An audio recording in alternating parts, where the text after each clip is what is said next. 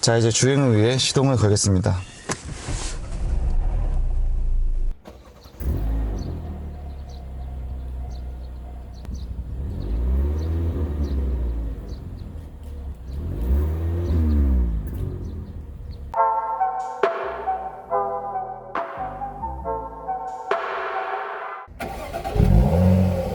처음 시동을 걸면 가솔린이나 그런지 진동이 막 세게 올라오거나 그러진 않는데, 이 시동을 걸고 나서 이 아이드 상태에서 이 엔진 소리가 조금 들어오는 게 약간 거슬립니다. 주행 연비를 보기 위해 연비를 리셋하겠습니다. 저속에서 스티어링 휠을 조타를 해보면 스티어링 휠의 무게는 그렇게 무겁진 않은데, 이게 조타를 함에 있어서 약간 마찰감 같은 게 느껴지거든요. 그래서 조금 그 기분이 되게 이질적이고, 뭔가 스티어링 휠이 나의 조타를 약간 방해하는 느낌이 좀 드는 게 좀 굉장히 안 좋은 것 같습니다. 소나타 2.0의 파워트레인은 엔진 160마력에 20토크, 그리고 6단 자동 변속기의 전륜 구동입니다. 그럼 이제 한번 발진을 해보겠습니다.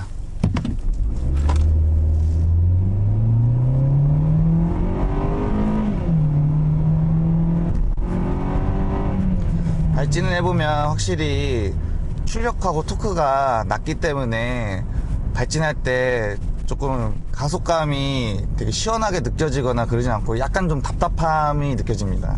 근데 이거는 뭐 엔진 사양이, 파워트레인이 아무래도 좀 약하기 때문에 그렇고, 저속에서 핸들링을 해보면 스티어링 휠의 느낌은 약간 이질적이어서 좀 별로지만, 스티어링 휠을 조타할 때 차량의 거동이, 그리고 이 스티어링 휠의 응답이 생각보다 빨라가지고 핸들링 할 때는 오히려 약간 재밌는 차처럼 잘 따라와주고, 이런 부분이 되게 좋은 것 같습니다.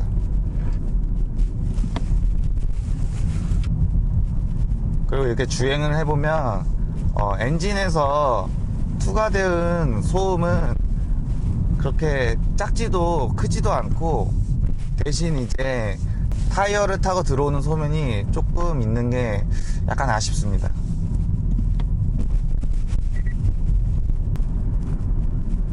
이제 방지턱을 넘어보면 방지턱을 넘을 때 앞바퀴가 방지턱을 만났을 때 들어오는 충격보다 뒷타이어가 방지턱을 만났을 때 들어오는 충격이 더 세고, 그리고 이제 내려올 때 방지턱을 다 넘고 뒤에가 이제 내려올 때도 약간 조금 떨어지는 충격이 좀 있습니다. 좀 방지턱을 조금 세게 넘어보면 확실히 충격적인 부분은 그렇게 크게 못하진 않는데, 약간의 떨어질 때 충격은 조금 아쉬운 것 같습니다. 이 소나타 2.0을 이제 주행을 하다 보면 이 엑셀 페달의 담력이 조금 무거운 편입니다. 그래서 가볍지는 않고, 대신 브레이크 페달은 초반에 작동하는 약간 스프링 같은 구간을 제외하고는 담력이 그렇게 세지는 않아서 제동에 있어서는 컨트롤하기가 조금 편하고, 반대로 가속 페달은 약간 묵직하기 때문에 가볍게 이렇게 경쾌하게 그런 주행을 하는 거랑 별개로 약간 묵직하게 밟아줘서 나가는 그런 스타일입니다.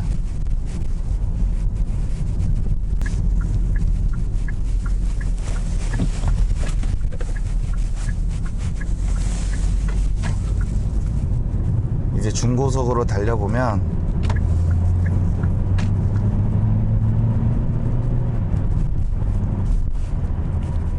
바람 소리는 별로 이렇게 크게 들어오진 않는데, 타이어를 타고 들어오는 노면 소음이 약간 화하는 그런 좀 고주파성 소음이 조금 많이 들어오는 것 같습니다.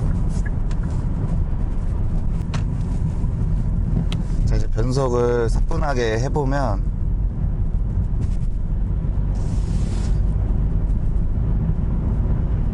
이 6단이랑 확실히 8단에 비해서는 변속 텀이 조금 길고, 변속이 됐을 때는 아무래도 이제 6단은 계속 썼던 변속기라 그런지 굉장히 성숙됐다는 느낌이 듭니다. 그래서 변속할 때도 뭐 이상한 증세, 뭐 충격이 있거나 아니면은 차가 좀 울컥거린다거나 이런 현상이 없고 굉장히 부드럽게 잘 변속이 됩니다.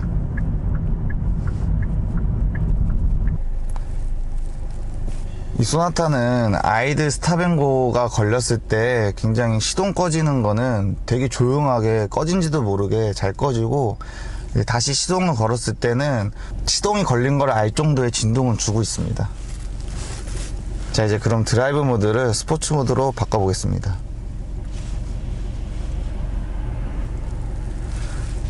스포츠 모드로 바꾸면은 이게 12.3인치 클러스터다 보니까 화면이 약간 다이나믹하게 그래픽이 변하고 이게 다 빨간색으로 바뀝니다.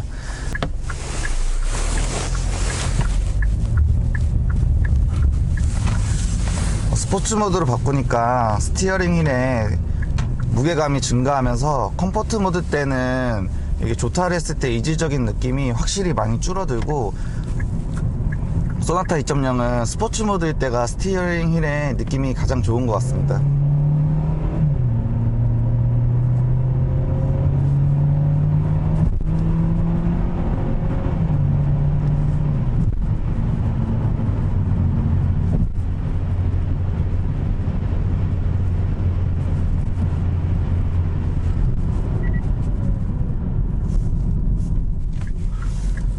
고속에서 제동을 해보면은 확실히 제동이 페달이 되게 선형적으로 들어가기 때문에 안정감은 확실히 있고, 그리고 차가 제동을 하면서 약간 쏠리거나 이러진 않아서 제동은 생각보다 되게 잘 되는 것 같습니다. 이 소나타 2.0 인스퍼레이션 트림이다 보니까 이렇게 방향 지시등을 켜면 클러스터에 후측방 모니터가 나오거든요. 이 부분은 굉장히 안전적인 측면에서 되게 좋은 것 같습니다. 자, 이제 고속 영역에 들어가기 위해서 패들 시프트를 사용해 보도록 하겠습니다.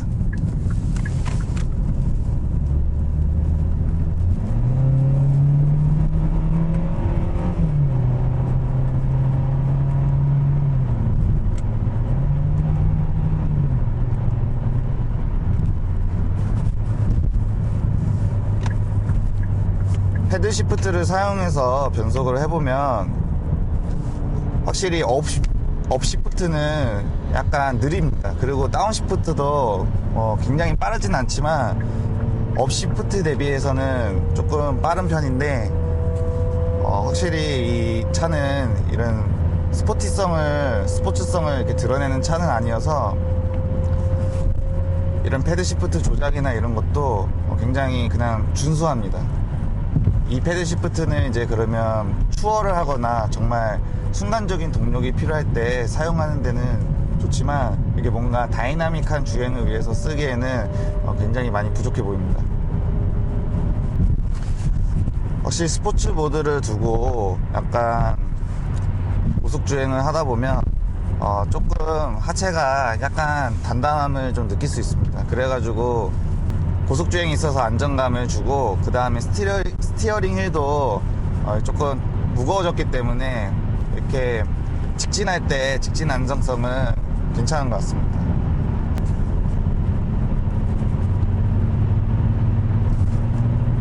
다만 이제 스포츠 모드임에도 기본적으로 출력은 약하기 때문에 좀 다이나믹한 느낌을 받을 수는 없고, 그냥 고속 주행에 있어서 안정감을 준다 정도의 스포츠 모드라고 생각하면 될 것 같습니다.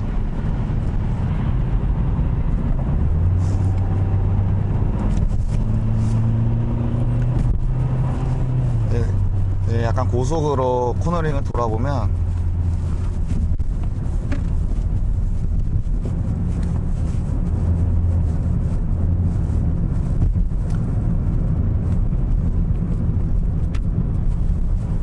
확실히 소나타는 핸들링 측면에서는 예상외로 되게 좋은 느낌을 주고, 그리고 노면의 접지도 잘 해주는 편이고, 그래가지고 또 차량이 밀린다기보다는 따라와주는 그 느낌이 괜찮은 것 같습니다. 자, 이제 다시 드라이브 모드를 컨버트로 바꾸겠습니다. 이게 바꾸다 보니까 보이는 건데, 스마트, 커스텀, 그리고 컴포트는 다 같은 그래픽을 쓰고, 스포츠랑 에코는 이제 다른 색깔의 그래픽을 씁니다. 하지만 이 바뀔 때 그 그래픽은 모션이나 이런 거는 일정합니다. 좋은 도로에서 이 소나타 2.0을 타보면 승차감이 되게 부들부들한 느낌은 아닌데, 크게 잔진동이 막 심하게 올라오거나 약간 하드하거나 이러지 않고 하드와 소프트의 중간 정도 되는 그런 승차감을 보여줍니다. 그래서 이 소나타 2.0은 그냥 무난하게 타는 정도로 좀 약간 어떻게 보면 단점이 될 수도 있는데, 좀 특색은 없는데 또 특색이 없는 게 또 장점이 될 수 있는 거거든요. 그래서 이렇게 무난하게 타거나 이럴 때는 승차감은 나쁘지 않은 것 같습니다. 2열을 타보면 2열은 오히려 1열보다 승차감이 좀 부드러운 편입니다. 근데 2열에 타다 보니까 배기에서 들어오는 소음하고, 그리고 타이어 소음이 뒤에서 조금 더 많이 들리는 그런 현상이 있고, 방지턱을 넘을 때는 1열과 운전석에서 운전할 때와 큰 차이가 없이 특별하게 충격이 크지도 않고, 내려갈 때도 충격이 크진 않습니다.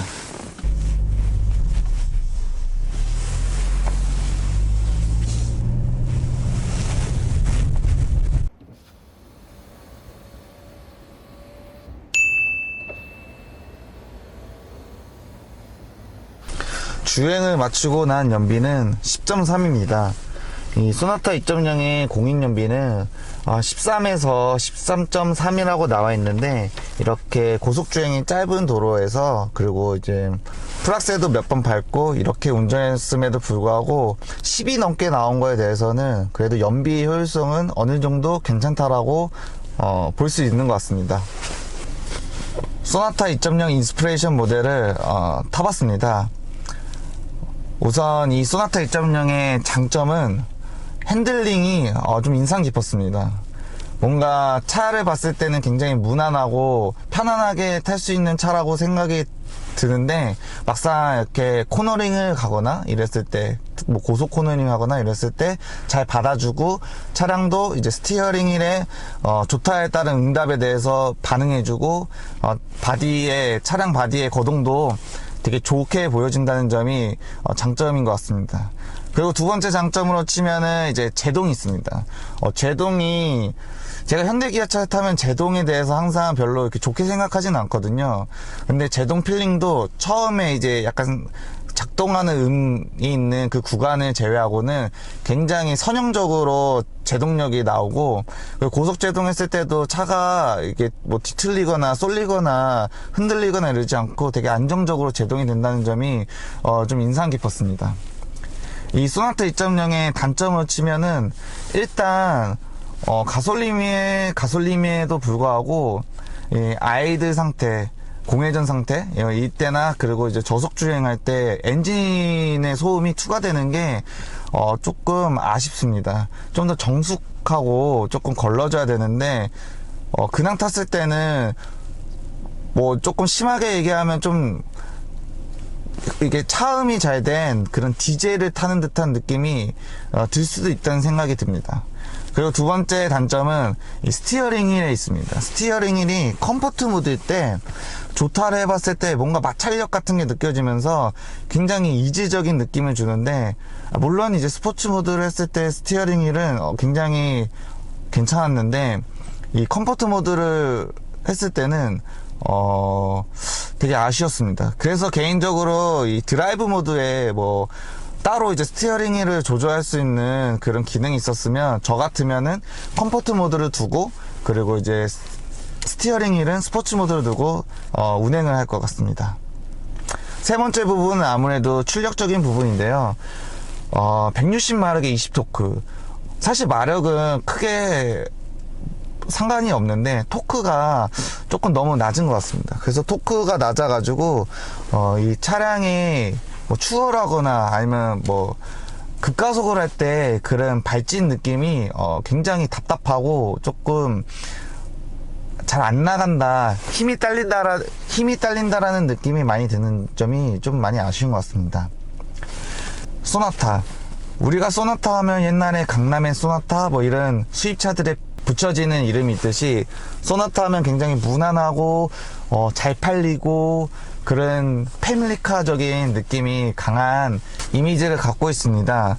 다행히 소나타는 1.6 터보가 있고 그 2.0이 있고 앞으로 나올 2.5 N9이 있는데 이런 부분은 이제 소비자가 소나타를 사고 싶은데 내가 조금 좀 동력 성능이 좋고 조금 달리고 싶고 이랬을 때 1.6 터보를 사는 센슈스를 사는 것도 나쁘지 않고, 그 다음에 그거보다 난 좀 더 하드하게 몰 거야, 좀 더 고출력을 느끼고 싶어 하면 N9으로 가도 되고, 아니면 그냥 무난하게 타고 편안하게 타고 싶으면 2.0을 사도 되듯이 이런 선택지가 많은 거에 대해서는 굉장히 현대자동차가 그 소비자들의 니즈를 충족시키기 위해서 다양한 트림을 내놓는 것은 되게 좋은 것 같습니다. 그 다양한 트림에서도 그 성격을 다 다르게 해서 내는 것은 굉장히 좋은 부분인 것 같고, 이 2.0을 사야 하는 사람들은 이런 사람이 사면 되게 좋을 것 같습니다.